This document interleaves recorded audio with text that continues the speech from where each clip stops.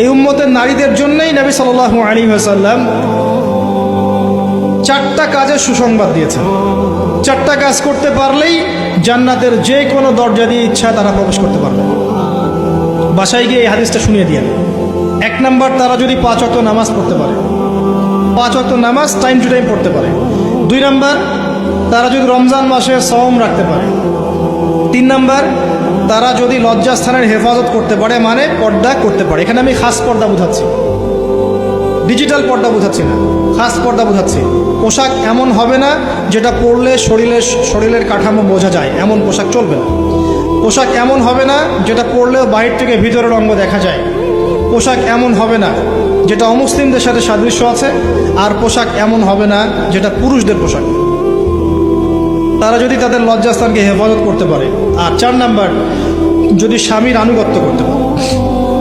এই 4টা কাজ যে নারী করতে পারবেন, ইনশাআল্লাহ জান্নাতের যে কোনো দরজা দিয়ে ইচ্ছা প্রবেশ করতে পারবেন ইনশাআল্লাহ তাআলা। আমরা পারিবারিক ক্ষেত্রে স্বামীদেরকে অনুরোধ করব, আমাদের অনেক দোষ আছে। স্বামী, ভাই, পিতাদেরকে অনুরোধ করব যে মেয়েদেরকে ছোটবেলা থেকে পড়াশোনা শেখায়। কন্যা সন্তান হলে মুখটা কালো করার দরকার নাই। তারা আমাদের বোঝা নয়, বরং তারাই দেখবেন ওমর, খালিদ, ওসমান, আলীর মতো সন্তান জন্ম দেবে ইনশাআল্লাহ।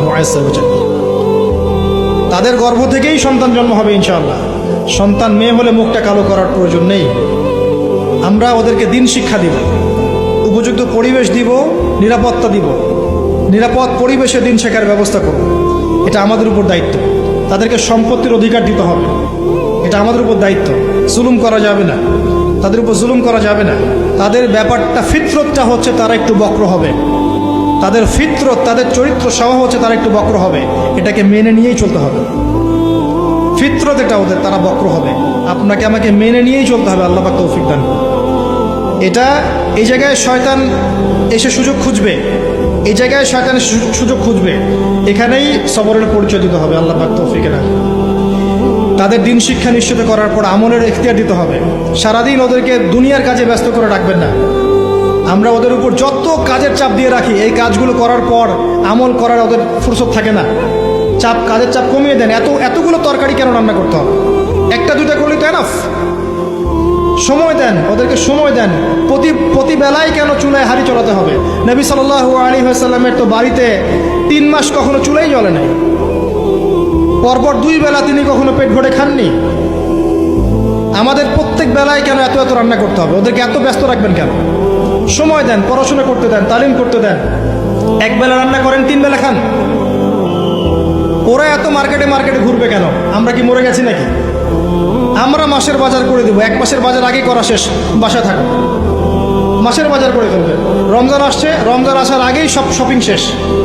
রমজান মাস আসার আগেই রমজান এবং ঈদের সব শপিং শেষ করে ফেলবে।